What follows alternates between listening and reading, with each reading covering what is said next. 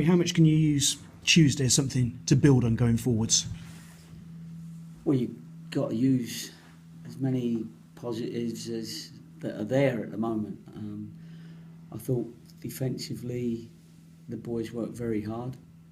We put a lot more tackles in than we did the previous game.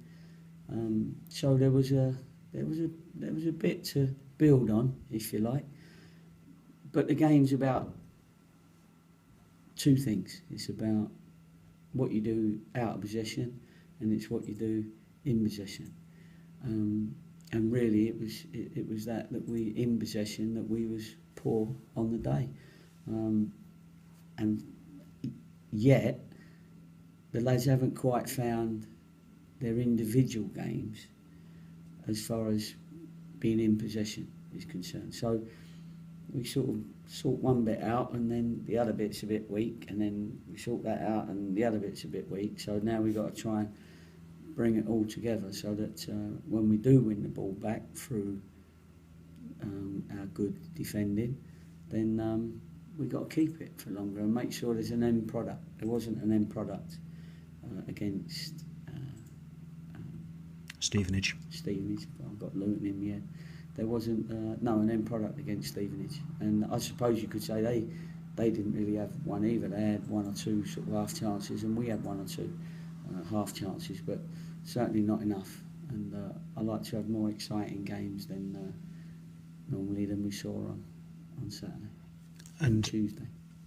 I suppose presumably now the challenge is actually go and raise yourselves against Luton. Do the players sort of owe you a late birthday present maybe? Owe me one, I don't know, but they owe it to themselves to be bringing out their best game as often as they can. You know, that consistency. But of course 3 points will be better than any cake or shirt or underpants that I might have got. You've done well against teams towards the top of the table. Plymouth, you were unlucky. Carlisle, you got the point. Crewe, you got the win. Is that sort of something that you can use with the players of actually, no need to be afraid? Yeah, I think so. I think sometimes you can say, well, you're not expected to win this one. I mean, we was expected to beat Stevenage, really. All our supporters and everybody expected us, and we thought we might have done better. Luton are a strong team at this present time. They've had a good start. They got some very experienced players that have done a little bit and have found a consistent game. We watched them on the telly early part of the season have a super game in one of the cups against one of the top teams, Premier League team, wasn't it? Who was that? Can't remember either. See, we're all failing this morning. Well, we must be all over 60s. The brain goes. But they've looked decent, and it's not. It's one that if you get a result, and I've said it before, then you'd have earned it. But if we only look at the out of possession stuff and think that we can win it by just defending well, then we're wrong. That's not going to happen. So we've got to make sure that we put them under as much pressure as we can, and hopefully the boys can bring out a little bit of quality that we all want to clap and cheer, and and have runs of attacks and crosses that come out, and then shots, and then challenges in the penalty area, and then shots, and make their goalkeeper make lots of saves. That's what we all want, and that's what they can achieve out there on the training ground. But at the moment, they can't quite transfer that into the games at the moment. So I'm just hoping that something turns their luck, mentality, whatever it is, around, and it will be a bit of quality that gives us all that confidence to do what they've got in their minds sometimes, what they do in training and what they've got in their minds in a game. Last season, you got the players over the line on the run-in that way by the inspirational videos. I mean, can you use that sort of thing again, or have there sort of not been enough good moments yet to compile that video this season? Well, you've answered your own question there, haven't you? So it's having the footage of. Listen, there's always good bits of play within bad games anyway, and yes, of course, you can find footage. but you can't con the lads. You can't. You know, they know as individuals, they haven't.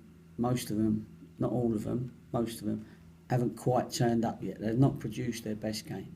We produced a decent run of form at Newcastle, Carlisle, Crewe. That, you know, as you say, it was good and bad.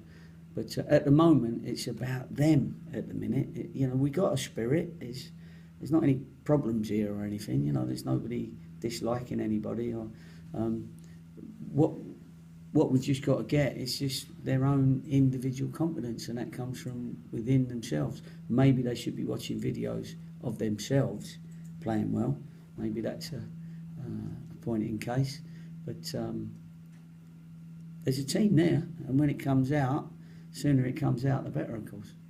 Amari came on as a sub midweek. Is he yet strong enough to be pushing for a start? I think he feels he is. You know, he's the one that's done a lot of work. So, of course, when you discuss the team for the weekend, his name will come up. Any of the others? Any news? Sort of any more outs or any more back in? No. No. You've still got Carl Storer. I'm not sure about Rowie. You know, maybe he's got 50-50 chance. But no, we won't be seeing Carl or Danny Ullman just yet. I've seen a new face floating around this morning. You got someone in on trial? I thought that's just me in a mask because I'm over 60 now. I'm trying to look younger. We've got a couple of lads that we, you know, listen. Often you get phone calls and, you know, people that know you and say, you know, would you have a look at me? And that's what we're doing. But you know, no names yet because it's a bit embarrassing when we chuck out a name and they're gone by tomorrow, sort of thing, you know. But we're willing to have a look at people that are free agents at the moment and see how they go.